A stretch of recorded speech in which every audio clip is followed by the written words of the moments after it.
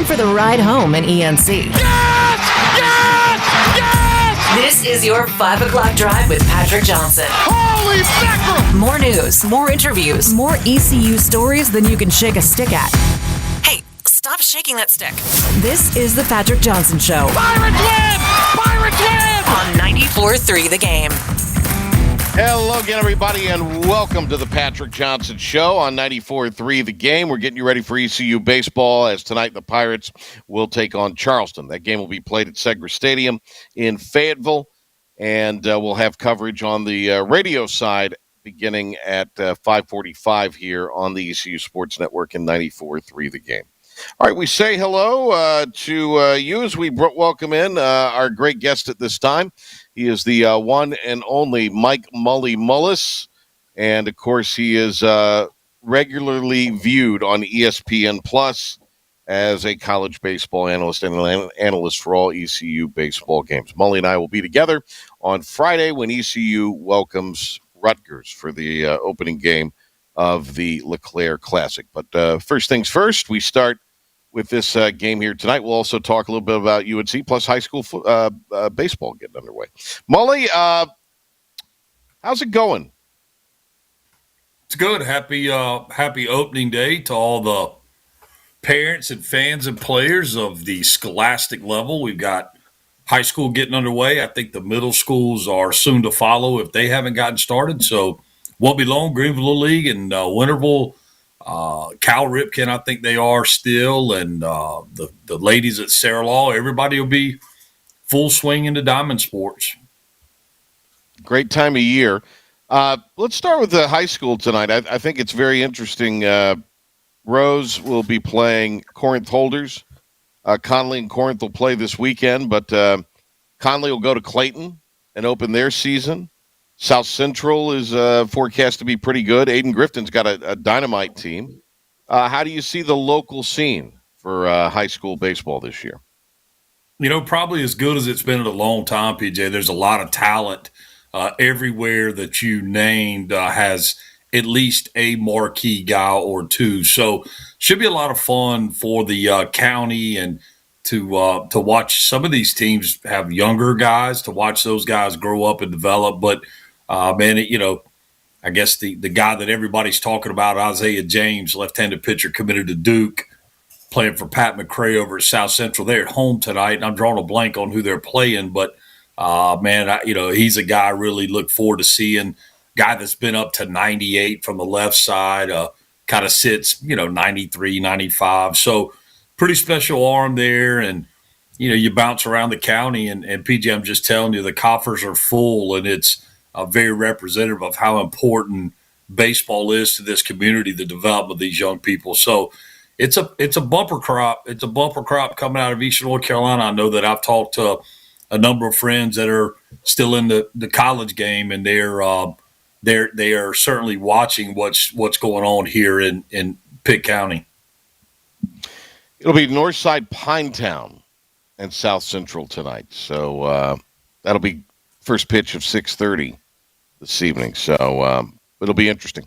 All right, Mully, staying on kind of the local front, one of your dear friends, I saw him a few months ago, and Tommy Eason. What a job he's done at Pitt Community. What kind of teams Coach Eason going to have this year?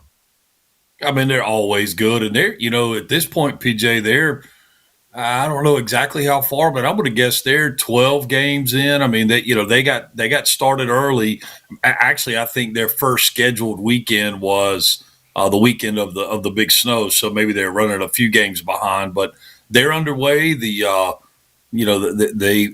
played Lewisburg, I know, and have had some success. But man, he's such a good coach, and he does a great job getting good players in there. He and Coach Wood and those guys. So, and then, you go right down the road, a name a lot of baseball folks here are familiar with, and Ryan Meadows being the AD and assistant baseball coach at Lenore Community College alongside Gary Smith, longtime coach. And, it's just, man, we're so fortunate, and I think we probably take a little for granted that, of the caliber of baseball that's around us. And not to slight what goes on the softball side, man, they certainly do an amazing job with their athletes and promoting players. So again, man, we're just we're kind of immune to it. It's kind of like when we look at East Carolina and pretty much expect a regional every year, and we really don't realize how difficult that feat is and what the program led by Cliff Godwin, even before Coach Godwin, what that program has done. So, yeah, it's Coach Easton is a good club as always. Fully expect them to go deep into the postseason.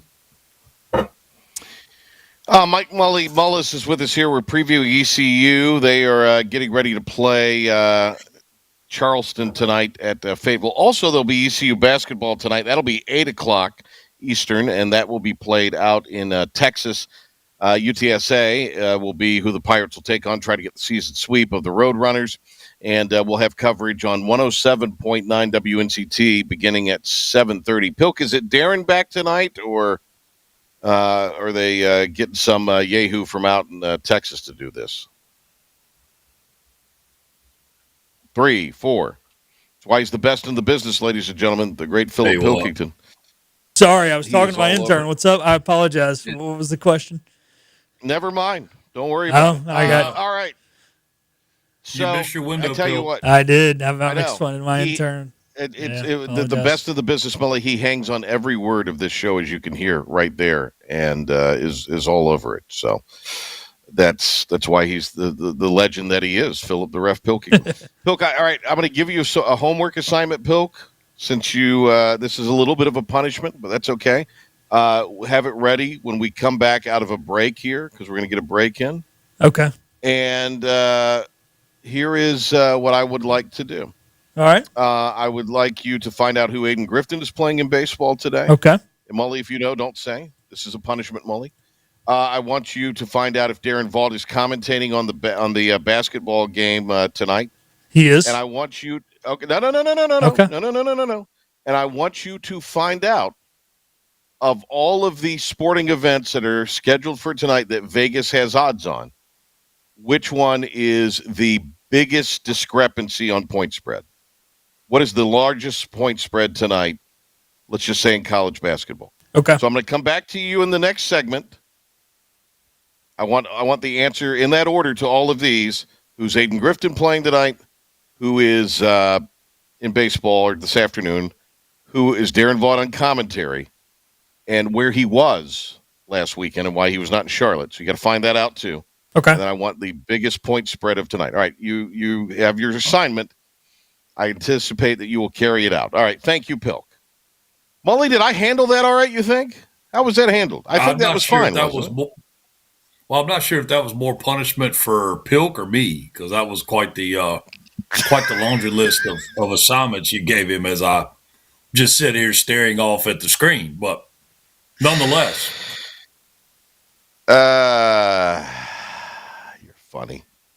You're a funny guy. Let's see here. East Carolina College of Charleston tonight at Fayetteville.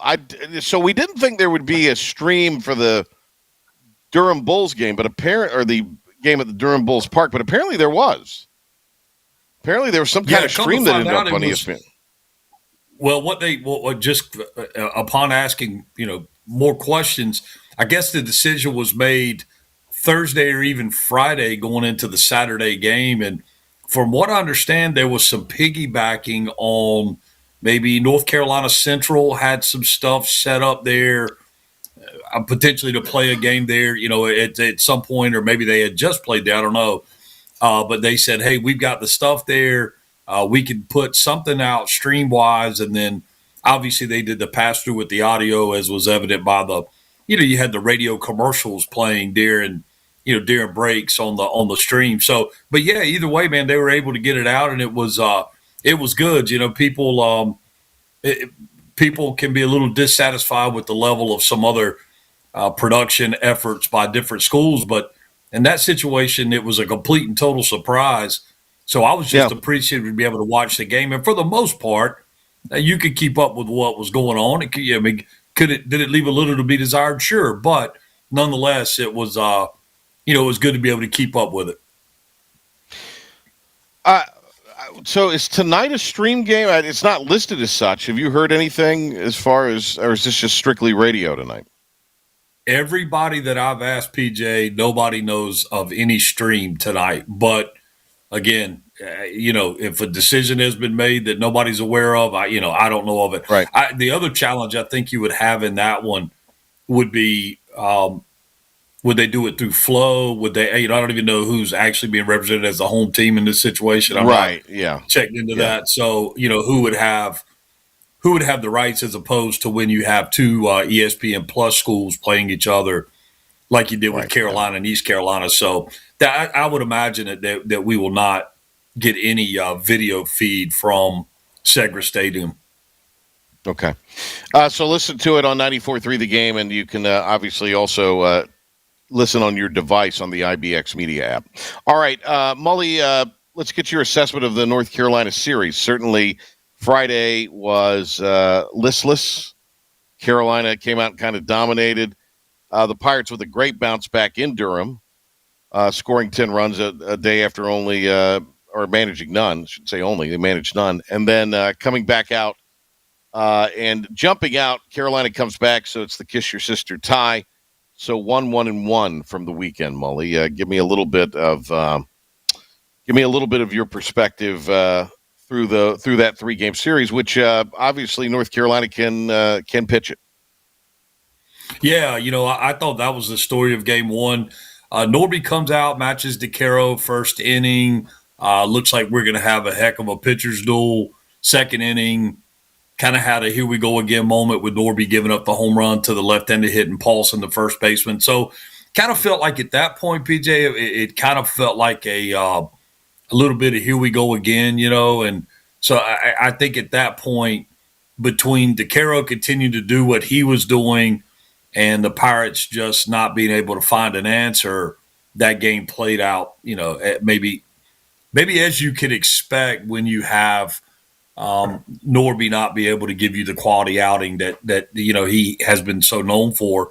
You go to Saturday's game, and it was just the opposite. Boaz has been kind of their prize pony for a while and was probably best when he was a freshman, had an injury. Boaz comes out and is not particularly sharp, and the Pirate Bats did what they had to do, took advantage with obviously the big home run there by the freshman.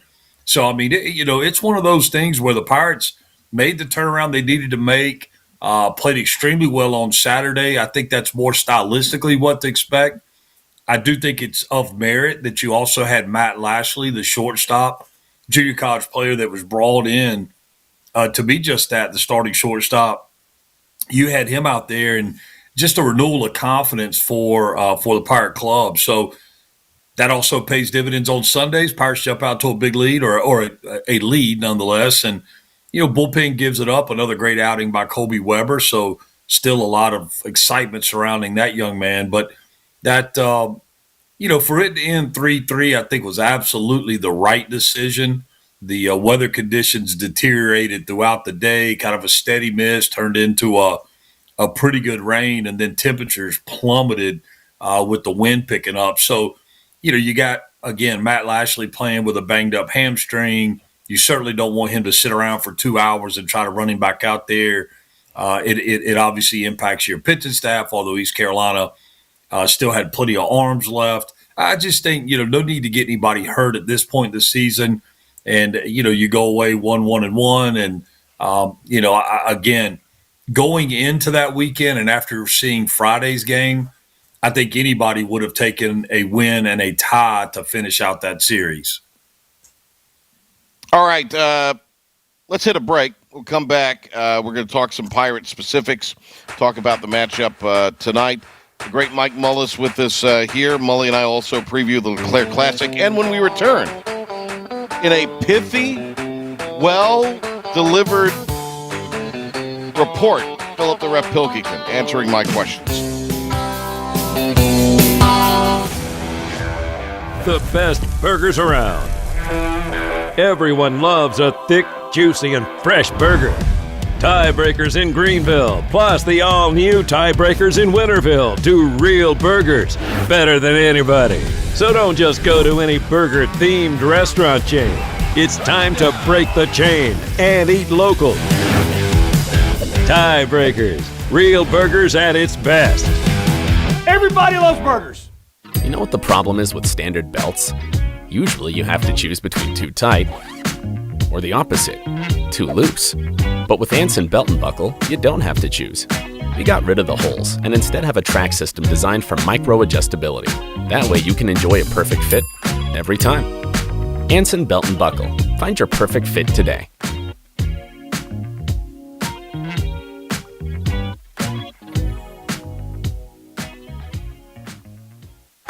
Healthwise Pharmacy rounds the bases with all of your infusion, retail, compounding, and medical equipment needs. Locally owned and operated by pharmacist Marcy Parker, Healthwise has grown to be your most trusted provider for infusion services. Currently providing in-home or on-site infusions in North Carolina, South Carolina, and Virginia.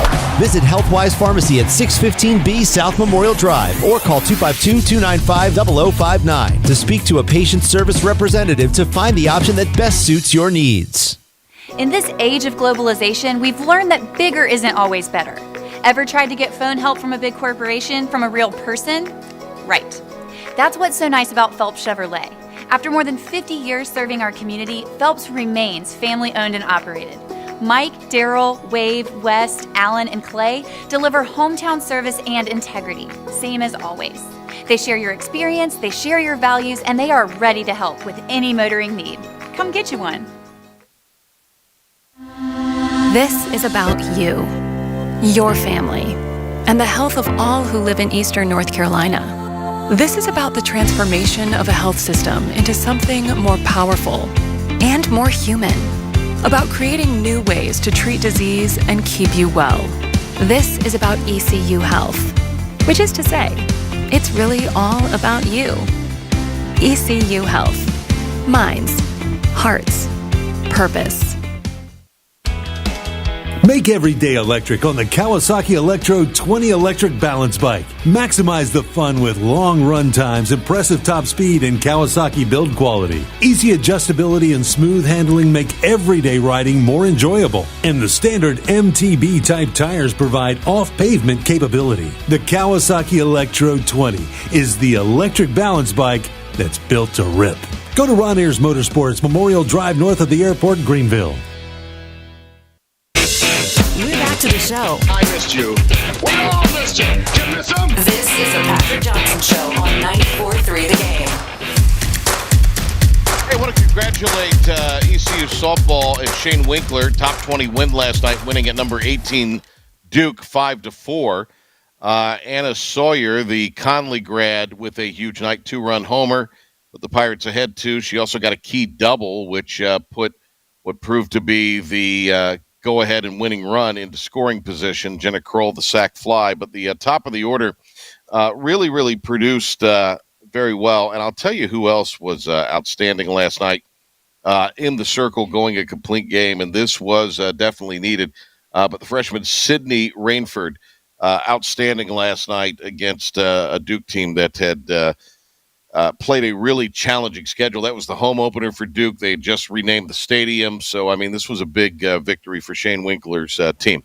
We're going to have Shane Winkler on tomorrow, the program, when we join you at 5 o'clock for a live edition of the Patrick Johnson Show. Mike Mullis is standing by. More on ECU and Charleston and the Pirates beginning tonight of 3-4-1. Philip the Ref Pilkington always hanging on every word of this particular broadcast. And, for once, drop the ball. Molly, am I being a little too hard on, it's a simple error, but am I being a little too hard here on Pilk with my requirements of him to answer some certain questions and giving him time to do it just because of one small mistake? Well, I would say for those that don't know you as well as I do, Pilk and I would probably both agree that this is just a further example of the diva nature that is dealing with one Patrick Johnson. So Sure. Right. For those of us that know you, know that this is pretty on par. For those that don't know you like we do, I would say you are 95% a really solid dude, but that 5% diva can be a little bit much. So, Pilk, I'm taking your side on this. I'm sorry that Dad called you out in front of the general public, but I think if you just you can make up for it right here, buddy, if you're prepared for your test. Yeah, and this. I appreciate a that. little. Wait a minute. A little good cop, bad cop. I like this, Mully. I like where you're coming from with this. I'm feeling it. All right, so. Well, I appreciate Mully being on my side, but I think Patrick also is setting an example. A lot of people don't discipline their kids these days, and he was showing his kid messed up, and there's consequences to those actions. So is he being a little devish? Maybe, but he's setting a good example. Good job, PJ. If Pilk were my kid, I'd put myself up for adoption. All right, here is the 3 questions. Number one, Pilk. I don't even remember what who's Aiden Grifton playing tonight? Who's Aiden Grifton playing in high school baseball tonight? They are hosting North Pitt, and they are underway. They got underway about 20 minutes ago. First home game for the Chargers. The second thing... wait a minute. Mully, you think the Chargers could be a state title contender? Yeah, look, they got a big left-handed arm, committed to Wingate. Roland is a special player. Coaching staff there does an amazing job with their guys, and yeah, I think they are going to be an interesting team to watch from an upside standpoint. Isn't it amazing Mully knows all this off the top? I mean, that tells you what kind of pro Mully is. All right, Pilk, is Darren Vaught going to be there tonight, and where was he last weekend? Mully knowing that is the reason he needs the NIL deal that we were talking about in the pre-show. Just throwing that out there. So Darren Vaught will be in San Antonio tonight with the men's basketball team. This past weekend, he was in Jacksonville, Florida, calling the 2026 Jacks College Baseball Classic. It was just down the road from the stadium where the Jaguars play, and this MTE featured the LSU Tigers, the Indiana Hoosiers, the Central Florida Knights, and the Notre Dame Fighting Irish. Wow. Pretty solid field, Mully, wouldn't you say? Yeah, it's a good gig. All right, now, what is the biggest point spread tonight according to the Vegas in college basketball? Biggest point spread will be in the final West Coast Conference game ever played in the Kennel, as Gonzaga is packing their bags and heading to the Mountain West next year. And they are hosting Portland tonight as 26.5-point favorites. I would put action on that. Final one at home. I'd throw a little. Could be a look-ahead game, though. You got to think they got St. Mary's in their annual final game of the regular season at St. Mary's Saturday night, 10:30. Could it be a look-ahead game? That's why I'm a little skeptical to put any money on this one. I think they close out with a bang. I'd put a little money on it. All right. If it were me, I'd put some money on it. If it were me, so. All right, very good. Thank you, Pilk. Great work. There he is, Philip the Ref Pilkington. Mike, I'm sorry about all this. I mean, this is also, I don't want to say we're wasting your time, but we're not utilizing your time. So, but I think you are kind of like the fun uncle here. I mean, you're like the co-host in a way. You're not a guest. You're a friend of the show who's always on to give us, you can talk about anything. Would you put a little action? Yeah, well, I appreciate Pilk. I took Pilk's side, and Pilk basically threw me under the bus after taking his side, giving you credit. So, yeah, let's talk baseball or something. I don't know. Well, I think you've taken my side. I was just trying to. I could have finished my sandwich. You could have eaten lunch. All right. Let's. The insert of Lashley into the ECU lineup, Mully, seems like that has made a big difference. And even Lashley, maybe not at 100%. Is a better option than what Cliff Godwin's staff was facing. Yeah, and I think that's kind of was the stance, especially for him defensively, to shore that spot up. And moreover, it gets Colby Wallace back where he belongs. You saw Braden Burris playing second base. What's going to be interesting, Carlos Jacome is a guy that hit better than 300 in this league last year for South Florida. Okay, so when he figures it out offensively, and all signs point to he will, when he gets the bat rolling, now you insert him back at second base, that gives you Mr. Versatile himself, Braden Burris, to be able to play, wherever he may be needed based on matchups. And that's when I think you see your strongest Pirate lineup from a starting standpoint.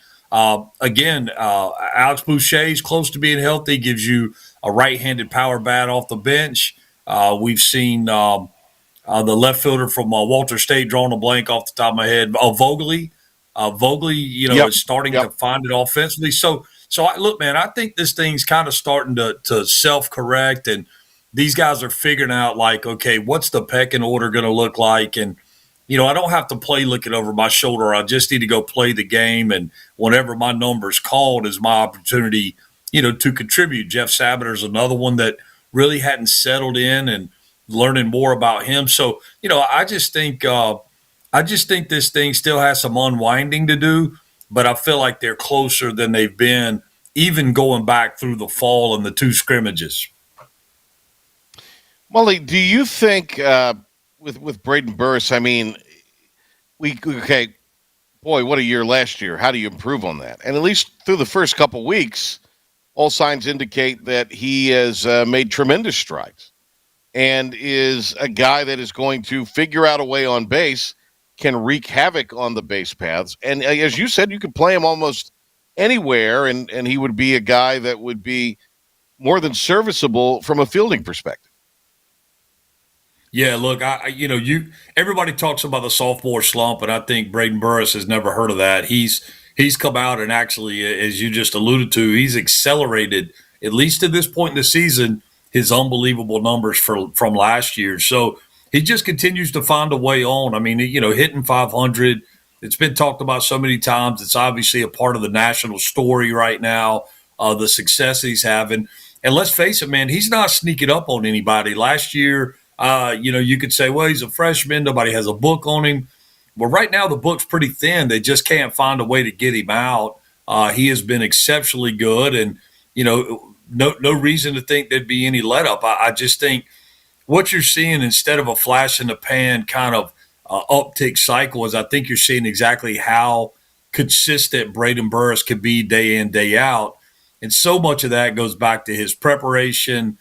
His love for the game is a huge thing, and just his plan every time he goes to the plate. So it could be hit by pitch, could be walk. We've seen him lay bunts down.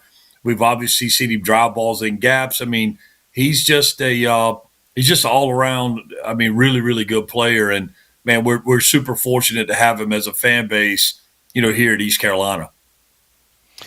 It was interesting. I talked to Cliff Godwin Monday ahead of our telecast of the LeClaire Classic, which will be on Friday against Rutgers, right now scheduled to go off at 4:30. The thing that I thought was interesting is he talked about that Jack Herring kind of bet on himself in a sense, realized the work he had to do and put the work in. And to me, that's a fascinating kind of tale because whatever it was that clicked for Herring, it has really clicked since the matchup with Charlotte last year. So what do you think, what was the eureka moment for Jack Herring where it all started to come together? Well, I'll tell you, with a lot of these guys, PJ, that, everybody at some station in their life has gone through some level of like imposter syndrome. Do I belong doing what I'm being asked to do? And that's a real thing for an athlete, especially you take a guy like Jack who had made such a large jump from where he was previously to a program like East Carolina. So, I think it took him 2/3 of the season before he found that internal confidence. And man, again, preparation, planning, those are the things that breed confidence. And if you buy into the system at East Carolina, you'll be taught those things. And I think Jack's probably as good an example as I can remember in an awful long time, and really can't think of anybody else that embodies that. I mean, Jack Herring last year, physically didn't look like he belonged on the field at East Carolina, quite frankly. Now, he was very productive the back third of the season, or maybe even back 25%. But this year he came in with a changed body. From what I understand early on, he committed to diet. He committed to exercise, to eliminating things from his life that were not helpful for him. And you see it bear fruit. And he's been, we all talk about Burris, and we talk about Linehan and Colby Weber and Sean Jenkins and all these kind of marquee guys. I think Jack Herring has been that offensive tackle that nobody talks about, that just does his job day in, day out, and has had some really, really clutch ABs for this Pirate club so far in the really early season. Hey, Mully, let's see here. Okay, thank you, Pilk. Mully, tonight against Charleston Southern. Excuse me, against College of Charleston. Beg your pardon. How do you see kind of this thing lining up tonight? How do you see this going on in a neutral site situation for the Pirates? I don't know. College of Charleston is kind of it's some eerie similarities. They stubbed their toe first weekend, had a 4-game set with Rutgers and dropped 3 of 4. One of those in a run rule fashion, and then turn around and beat a nationally ranked, I think at the time, like number 5 or 6 in the country, depending on what poll you're looking at, Coastal Carolina team. So I think it's a team that is out there. Much like the Pirates have been, kind of trying to find that identity. They're going to be very well coached. Chad Holbrook's one of the best in the business, and they're going to be ready to play. I'll tell you what I hope to see. I hope the takeaways. I hope we continue to see the offensive approach continue to refine and become more the signature of this club. It's going to be interesting to see what arms we get out there midweek. Obviously, I don't think there's any mystery that Brett Antolik will go at some point, and I'm going to guess it's been a little while since we've seen Frank Chacon, and maybe Ryan Towers due to go back out at some point. And that's just a handful. There's a number of guys down there that could use the work. So, defensively, the Matt Lashley era continues. Hopefully, he can keep himself healthy, and we'll see if that continues to impact the entirety of the defensive lineup. So, man, I just think it's growth. It's growth right now, this time of the year, building into what will be a challenging weekend in the LeClaire Classic. Rutgers is good. Rutgers is a good club. Troy is a very good club. And ironically, Western Carolina comes in with the best record of the 3. So, tonight's a great springboard into what hopefully could be a really good week and kind of a turning point this early in the season to get things going the way the expectations were, prior to the first pitch. Hey, Mully, it looks, or at least Val has listed Brett Antolik as the projected starter. And I think one way or the other we'll see him. Just 1 inning at Campbell. Was a little surprised we didn't see him at least go back out there for the second, or at least try to pitch to. So what is the kind of the book on the Antolik outing, and what would you look at from a coaching perspective for him in his second possible start, but second outing tonight? I don't know the ins and outs of the details of what their plan is with him, but I certainly would think it's, if he can extend, we start getting him out there longer. Obviously, his health is still the priority. Have him healthy for the back, for the back part of the season. But I think, that first outing, I don't know that there's enough there that any of us could say, okay, this is what Brett Antolik is. I think it was a Cliff Notes outing. It was, very abbreviated. We didn't get a ton of the meat of what you would typically expect. So, I think we just keep watching and just, again, keep our faith in Coach Knight and Coach Godwin and their plan with Antolik, and they'll bring him along as they see fit. And hopefully by, midway of the season, he's a guy that's going out giving you really quality starts in the midweek and maybe can take that job and make it his. So, obviously a lot of this is going to also be predicated on, what does Norby figure out? I mean, how many outings will the staff be patient in that Friday night role? I'm obviously not saying, hey, he needs to be moved right now or may ever be moved, but it's something that is a consideration.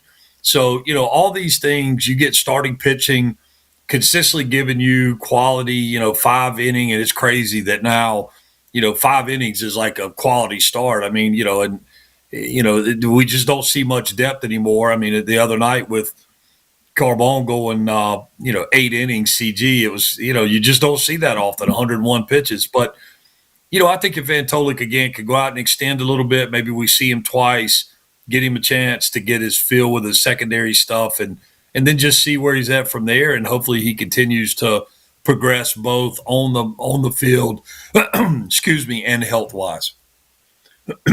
All right, Mully, do you have time to hit a quick break and come back and give a quick LeClaire preview, or you want to do it right now?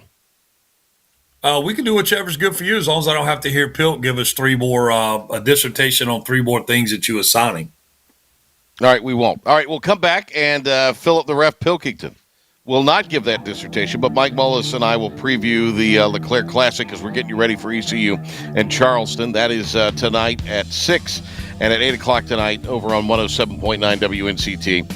It will be Pirate basketball taking on UTSA. 94-3, the game will jip that one. Join it in progress after the conclusion of Pirate baseball.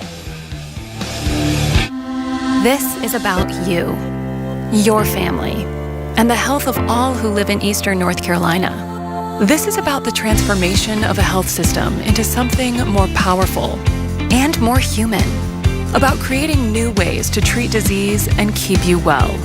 This is about ECU Health, which is to say, it's really all about you. ECU Health. Minds, hearts, purpose. You have a choice when you invest in insurance, and when you choose First State Insurance Advisors, you're working with people you can trust. Clark Stallings has deep ties in the community. His team, including Keaton Smith, Regina Asby, Phil Leyva, Max Joyner Jr., Max Joyner III, and Ginger Smith, provides knowledgeable and professional advice. First State Insurance Advisors is an independent insurance agency. They offer all types of personal insurance as well as various types for business. Call or email First State Insurance Advisors today. We want to be your trusted choice agency. Acre Station Meat Farm, along with Lane Angus Beef, bring you farm to fork beef. Stock your freezers now with affordable beef boxes, just in time for the grilling season. Farm to fork beef brings quality local beef to your family. From your traditional butcher shop, Acre Station Meat Farm. Come on down to Acre Station Meat Farm and find out why we're #1 in fresh cuts and friendly service. Acre Station Meat Farm, Highway 32 North, Pinetown.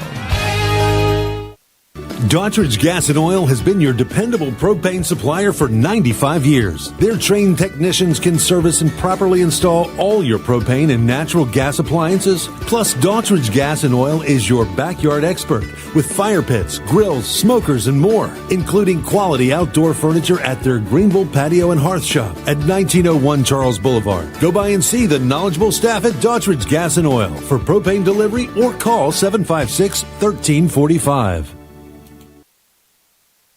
Healthwise Pharmacy rounds the bases with all of your infusion, retail, compounding, and medical equipment needs. Locally owned and operated by pharmacist Marcy Parker, Healthwise has grown to be your most trusted provider for infusion services. Currently providing in-home or on-site infusions in North Carolina, South Carolina, and Virginia.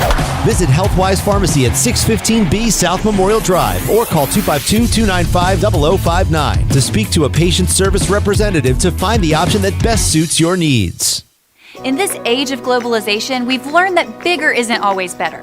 Ever tried to get phone help from a big corporation from a real person? Right. That's what's so nice about Phelps Chevrolet. After more than 50 years serving our community, Phelps remains family-owned and operated.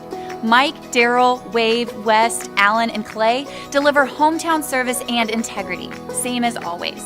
They share your experience, they share your values, and they are ready to help with any motoring need. Come get you one.